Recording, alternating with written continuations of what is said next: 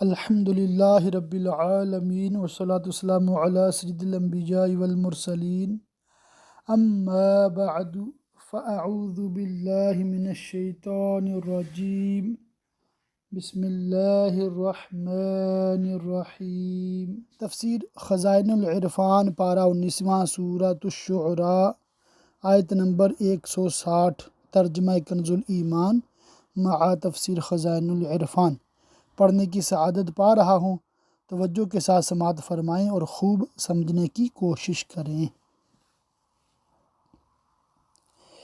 لوط کی قوم نے رسولوں کو جھٹلایا، جبکہ ان سے ان کے ہم قوم لوط نے فرمایا، کیا تم ڈرتے نہیں؟ بے شک میں تمہارے لیے اللہ کا امانت دار رسول ہوں، تو اللہ سے ڈرو اور میرا حکم مانو، اور میں اس پر تم سے کچھ اجرت نہیں مانگتا، میرا اجر تو اسی پر ہے جو سارے جہان کا رب ہے۔ کیا مخلوق میں مردوں سے بدفعلی کرتے ہو؟ اس کے یہ معنی بھی ہو سکتے ہیں کہ کیا مخلوق میں ایسے قبیح اور ذلیل فعل کے لیے تم ہی رہ گئے ہو، جہاں کے اور لوگ بھی تو ہیں، انہیں دیکھ کر تمہیں شرمانا چاہیے۔ اور یہ معنی بھی ہو سکتے ہیں کہ بکثرت عورتیں ہوتے ہوئے اس فعل قبیح کا مرتکب ہونا انتہا درجہ کی خباثت ہے۔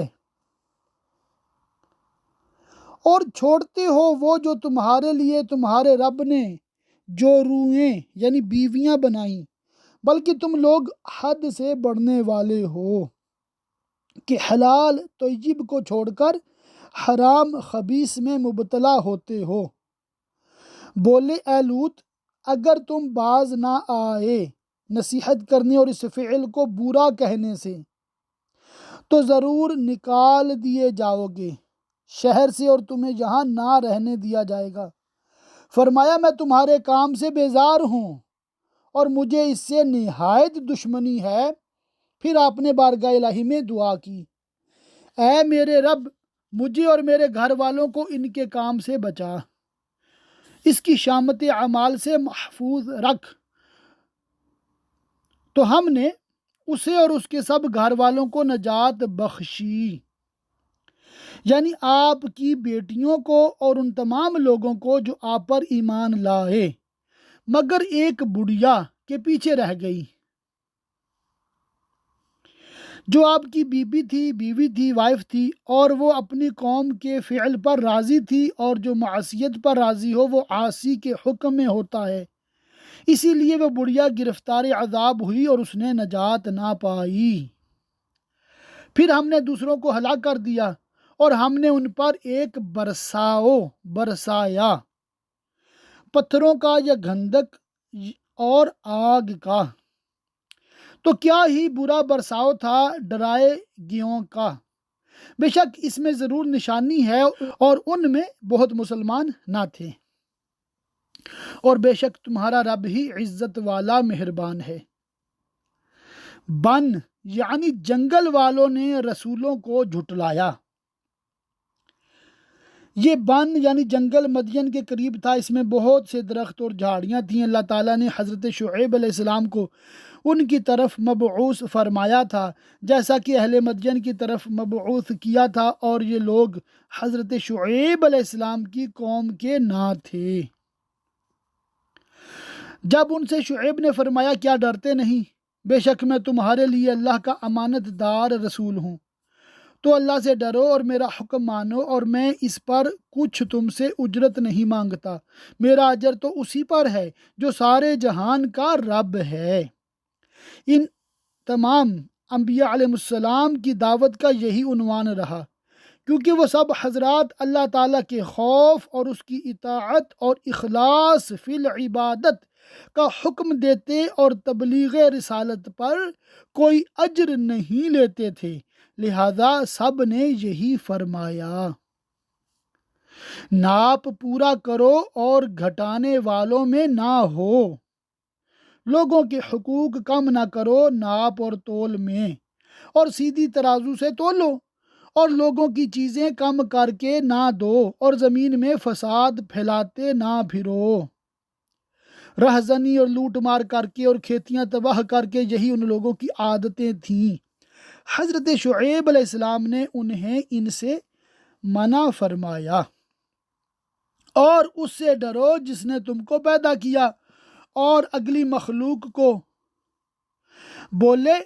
تم پر جادو ہوا ہے، تم تو نہیں مگر ہم جیسے آدمی۔ نبوت کا انکار کرنے والے انبیاء کی نسبت بالعموم یہی کہا کرتے تھے، جیسا کہ آج کل کے بعض فاسد العقیدہ کہتے ہیں، اور بے شک ہم تمہیں جھوٹا سمجھتے ہیں، تو ہم پر آسمان کا کوئی ٹکڑا گرا دو اگر تم سچے ہو۔ نبوت کے دعوے میں فرمایا میرا رب خوب جانتا ہے جو تمہارے کوتک یعنی کرتوت ہیں، اور جس عذاب کے تم مستحق ہو وہ جو عذاب چاہے گا تم پر نازل فرمائے گا۔ تو انہوں نے اسے جھٹلایا تو انہیں شامیانے والے دن کے عذاب نے آ لیا، بے شک وہ بڑے دن کا عذاب تھا، جو کہ اس طرح ہوا کہ انہیں شدید گرمی پہنچی، ہوا بند ہوئی اور 7 روز گرمی کے عذاب میں گرفتار رہے، تہہ خانوں میں جاتے وہاں اور زیادہ گرمی پاتے۔ اس کے بعد ایک ابر آیا، سب اس کے نیچے آ کے جمع ہو گئے، اس سے آگ برسی اور سب جل گئے۔ اس واقعہ کا بیان سورہ اعراف اور سورہ ہود میں گزر چکا ہے۔ بے شک اس میں ضرور نشانی ہے اور ان میں بہت مسلمان نہ تھے،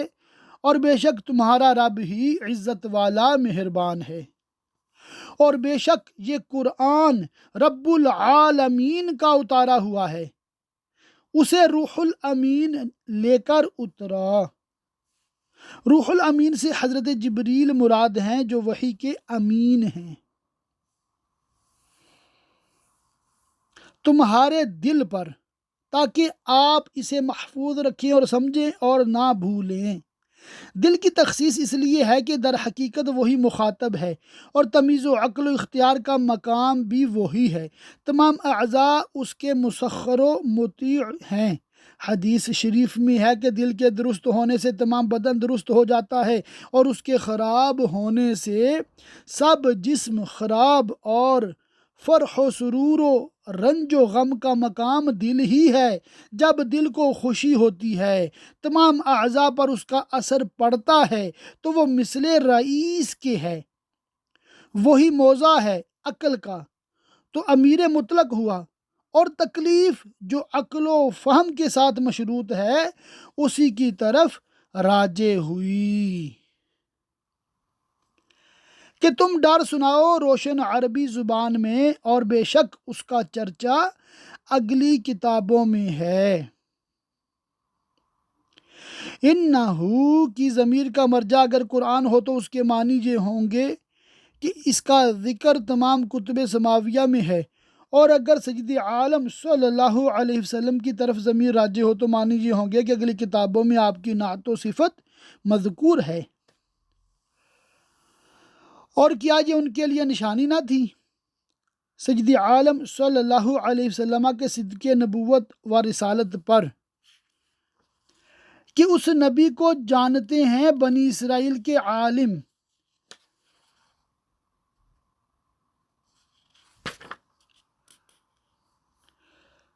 اپنی کتابوں سے اور لوگوں کو خبریں دیتے ہیں۔ حضرت ابن عباس رضی اللہ تعالیٰ عنہما نے فرمایا کہ اہل مکہ نے یہود مدینہ کے پاس اپنے معتمدین کو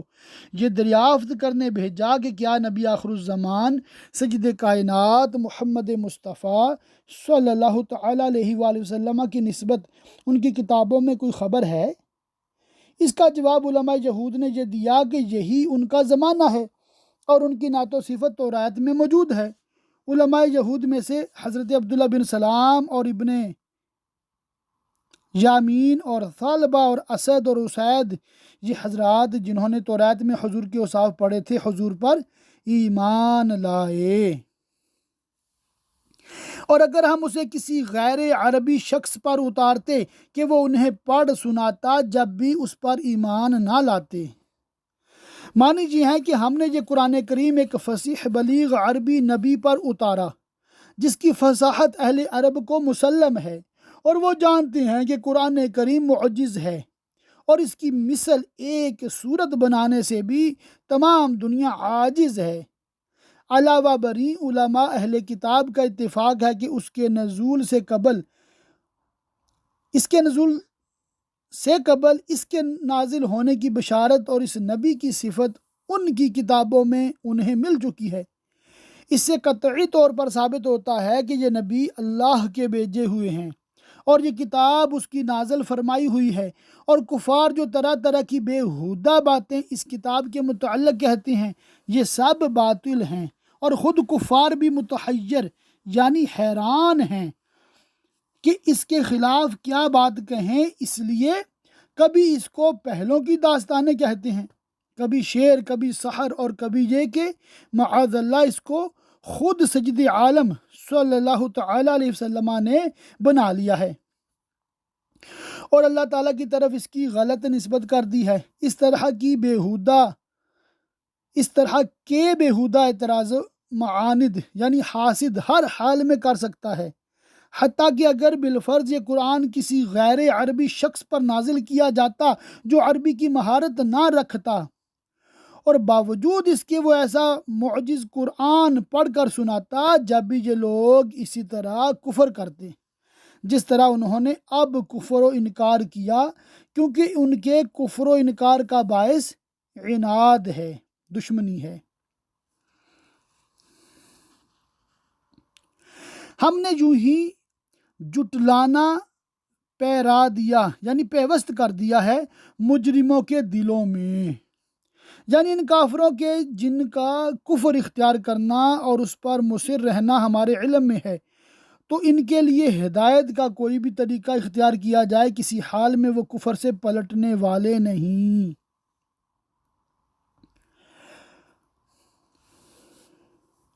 وہ اس پر ایمان نہ لائیں گے یہاں تک کہ دیکھیں دردناک عذاب، تو وہ اچانک ان پر آ جائے گا اور انہیں خبر نہ ہوگی، تو کہیں گے کیا ہمیں کچھ مہلت ملے گی تاکہ ہم ایمان لائیں اور تصدیق کریں، لیکن اس وقت مہلت نہ ملے گی جب سید عالم صلی اللہ تعالی علیہ وسلم نے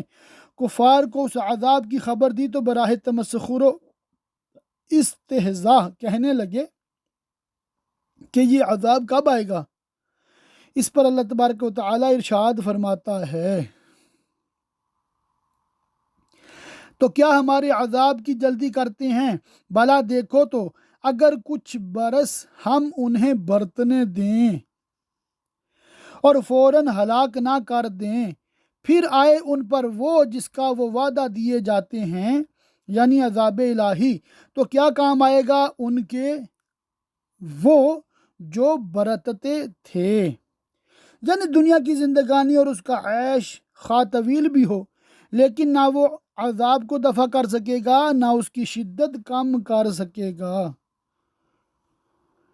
اور ہم نے کوئی بستی ہلاک نہ کی جسے ڈر سنانے والے نہ ہوں نصیحت کے لیے، اور ہم ظلم نہیں کرتے۔ پہلے حجت کم کر دیتے ہیں، ڈر سنانے والوں کو بھیج دیتے ہیں، اس کے بعد بھی جو لوگ راہ پر نہیں آتے اور حق کو قبول نہیں کرتے ان پر عذاب کرتے ہیں۔ اور اس قرآن کو لے کر شیطان نہ اترے۔ اس میں کفار کا رد ہے جو کہتے تھے کہ جس طرح شیاطین کاہنوں کے پاس آسمانی خبریں لاتے ہیں، اسی طرح معاذ اللہ حضرت سید عالم صلی اللہ تعالی علیہ وسلم کے پاس قرآن لاتے ہیں۔ اس آیت میں ان کے اس خیال کو باطل کر دیا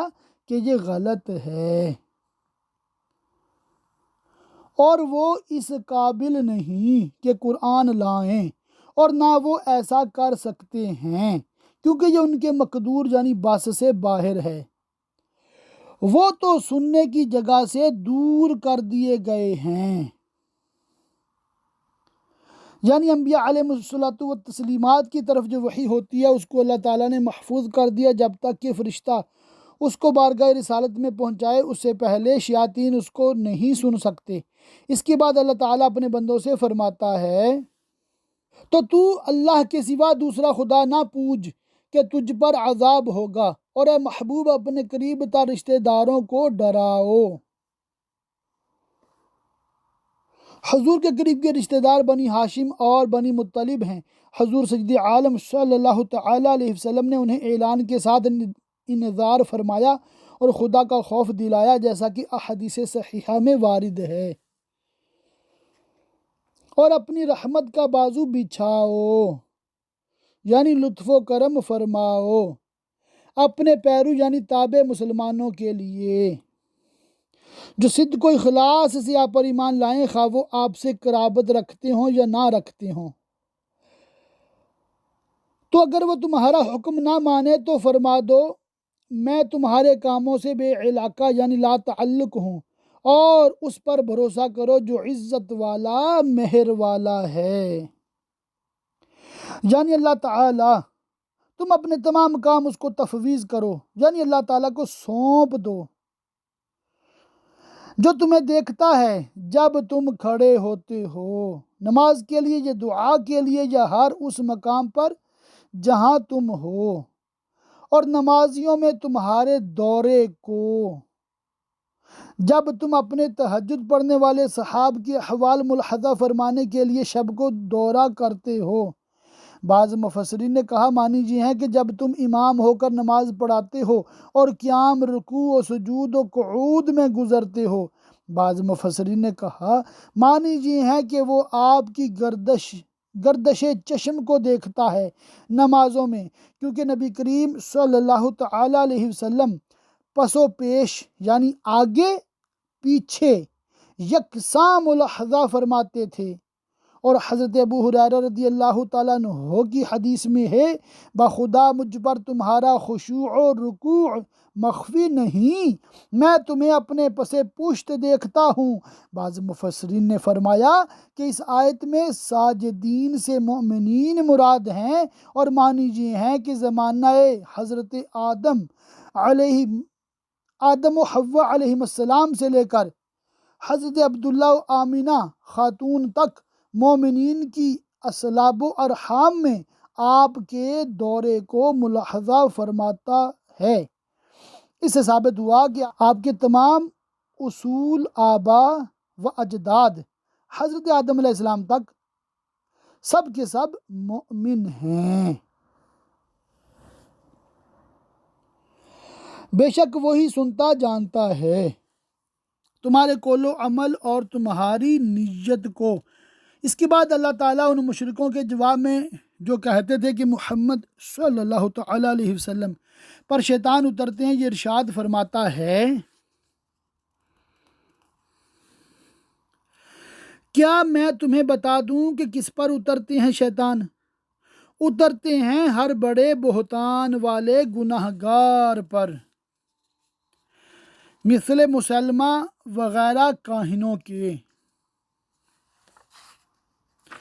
شیطان اپنی سنی ہوئی جو انہوں نے ملائکہ سے سنی ہوتی ہے ان پر ڈالتے ہیں، اور ان میں اکثر جھوٹے ہیں،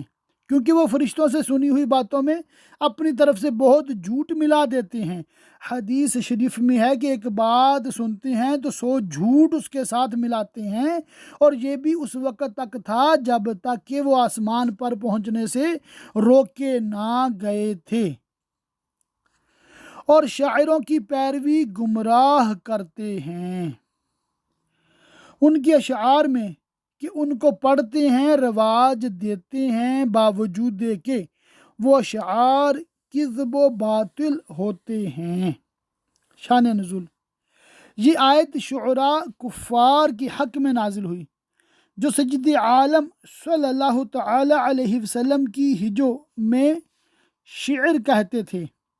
اور کہتے تھے کہ جیسا محمد صلی اللہ تعالی علیہ وسلم کہتے ہیں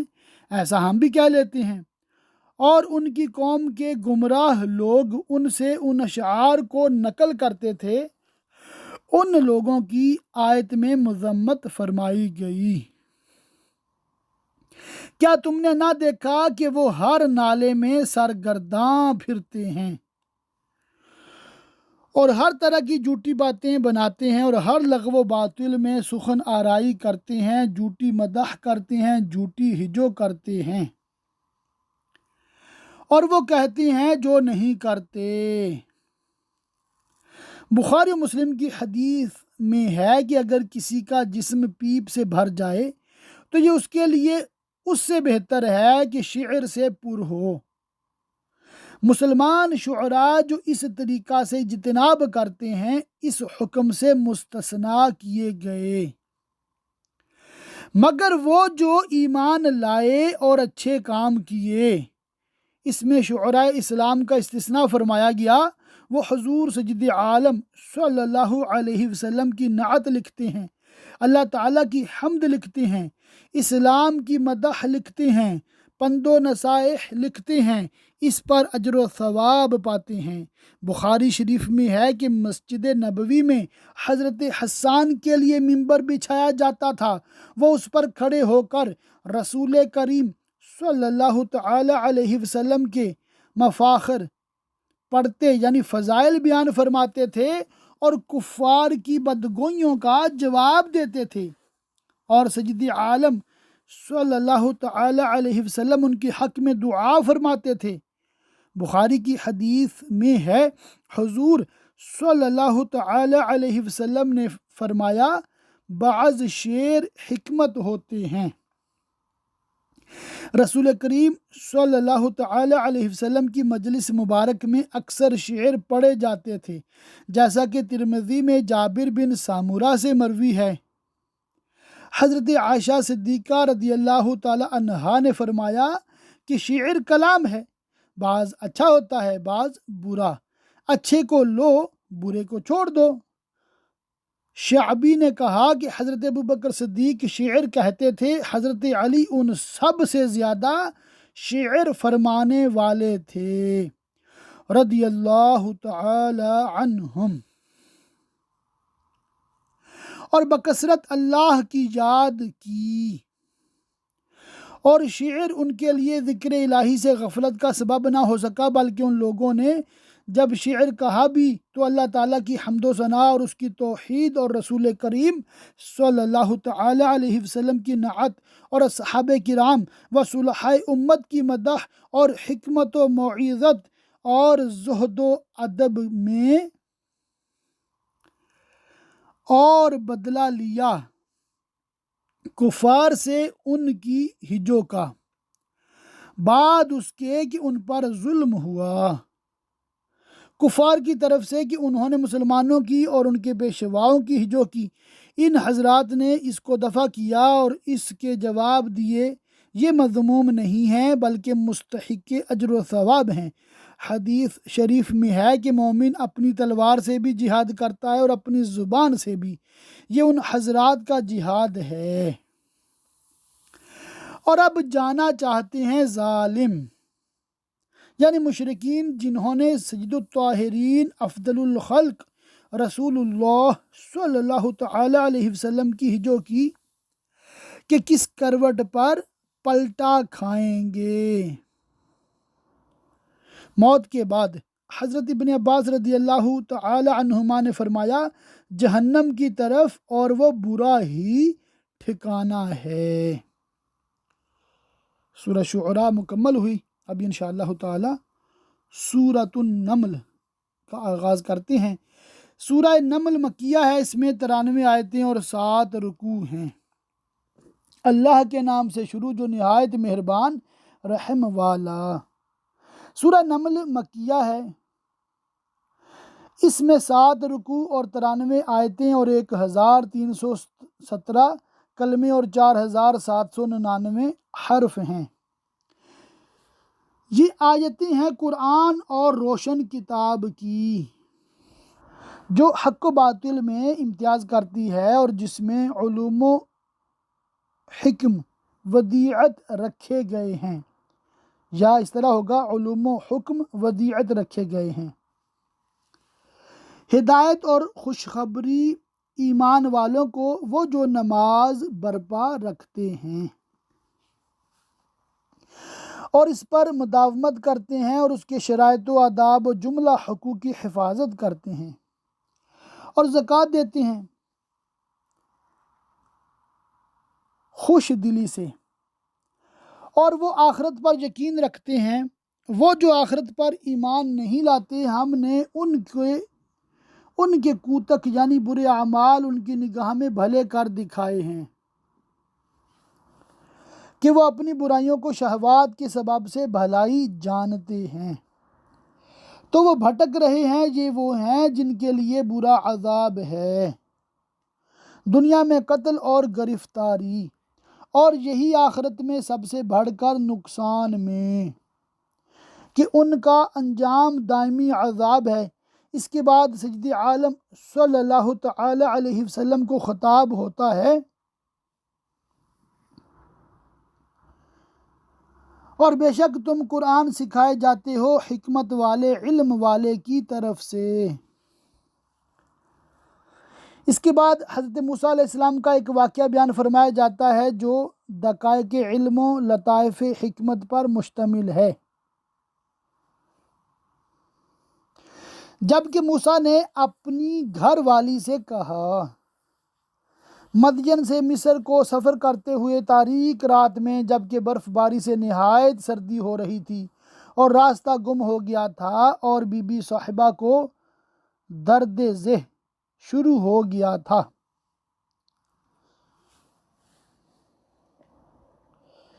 مجھے ایک آگ نظر پڑی ہے، عنقریب میں تمہارے پاس اس کی کوئی خبر لاتا ہوں یا اس میں سے کوئی چمکتی چنگاری لاؤں گا کہ تم تاپو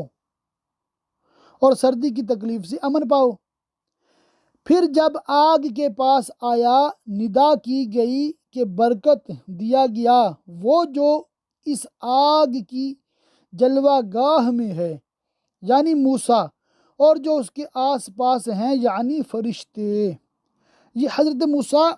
علیہ السلام کی تحیت ہے اللہ تعالیٰ کی طرف سے برکت کے ساتھ، اور پاکی ہے اللہ کو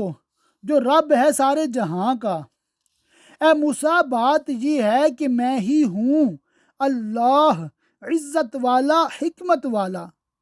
اور اپنا عصا ڈال دے۔ چنانچہ حضرت موسیٰ علیہ السلام نے بحکم الہی عصا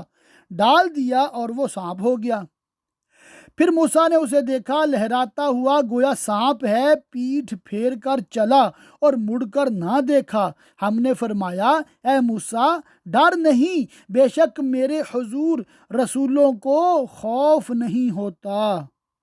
نہ سانپ کا نہ کسی اور چیز کا، یعنی جب میں انہیں امن دوں تو پھر کیا اندیشہ۔ ہاں جو کوئی زیادتی کرے اس کو ڈر ہوگا، اور وہ بھی جب توبہ کرے پھر برائی کے بعد بھلائی سے بدلے تو بے شک میں بخشنے والا مہربان ہوں، توبہ قبول فرماتا ہوں اور بخش دیتا ہوں۔ اس کے بعد حضرت موسیٰ علیہ السلام کو دوسری نشانی دکھائی گئی اور فرمایا گیا، اور اپنا ہاتھ اپنے گریبان میں ڈال، نکلے گا سفید چمکتا بے عیب۔ یہ نشانی ہے ان 9 نشانیوں میں جن کے ساتھ رسول بنا کر بھیجے گئے ہو فرعون اور اس کی قوم کی طرف، بے شک وہ بے حکم لوگ ہیں۔ پھر جب ہماری نشانیاں آنکھیں کھولتی ان کے پاس آئیں، یعنی انہیں معجزے دکھائے گئے، بولے یہ تو صریح جادو ہے، اور ان کے منکر ہوئے اور ان کے دلوں میں ان کا یقین تھا، اور وہ جانتے تھے کہ بے شک یہ نشانیاں اللہ کی طرف سے ہیں، لیکن باوجود اس کے اپنی زبانوں سے انکار کرتے رہے، ظلم اور تکبر سے۔ تو دیکھو کیسا انجام ہوا فسادیوں کا کہ غرق کر کے ہلاک کیے گئے۔ ماشاء اللہ، آج کا سبق نمبر 80 مکمل ہوا۔ اللہ کی رحمت سے اللہ تعالیٰ کی پاک بارگاہ میں دعا ہے کہ اللہ پاک ہمیں خوب علم دین سیکھنے، سمجھنے، یاد رکھنے، عمل کرنے اور دوسروں تک پہنچاتے رہنے کی توفیق رفیق مرحمت فرمائے، آمین بجاہ النبی الامین وصلی اللہ تعالی علیہ وآلہ وصحبہ وبارک وسلم۔